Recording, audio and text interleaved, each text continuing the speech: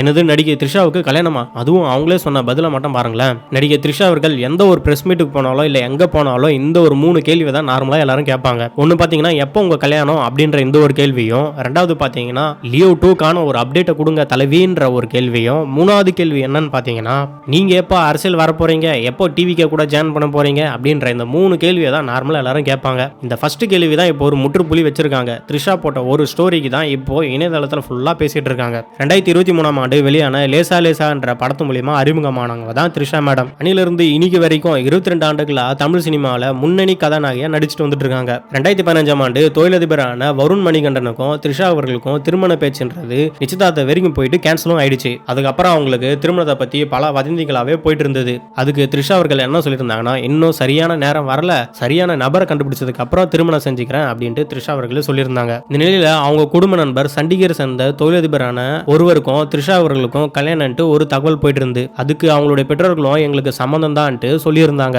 இதே மாதிரி பாத்தீங்கன்னா த்ரிஷாவுடைய திருமண செய்தின்றது சமூக வலைதளங்களை பரவலாவே பேசிட்டே இருந்தாங்க. இதே மாதிரி தான் பாத்தீங்கன்னா கரூர்ல பிரச்சனை நடக்கும்போது கூட த்ரிஷாவுடைய கல்யாணம் பத்தி தான் அங்கேயும் பேசிட்டு இருந்தாங்க. இதுக்கு பதிலடியா த்ரிஷா அவர்கள் அவங்களுடைய இன்ஸ்டாகிராம் பக்கத்துல ஸ்டோரியை ஒன்று இப்போ போஸ்ட் பண்ணியிருக்காங்க. அதுல அவங்க என்ன சொல்லியிருக்காங்கன்னா, மக்கள் எனக்காக என் வாழ்க்கைக்காக திட்டமிடும் போது எனக்கு பிடிச்சிருக்கணும், விரைவில் தனது தேனிலவு பற்றி அவர்கள் திட்டமிடுவார்கள் என காத்து கொண்டிருக்கிறேன் அப்படின்ட்டு இப்போ அவங்க கிண்டலா சொல்லியிருக்காங்க. இந்த பதிவு மூலியமா அவங்களுடைய திருமணத்தை பத்தி பேசுறவங்களுக்கு இது ஒரு முற்றுப்புள்ளியாவே இருக்கும். இதை பத்தி நீங்க என்ன நினைக்கிறீங்கன்ட்டு மறக்காம கீழே கமெண்ட் பண்ணுங்க. பாய்.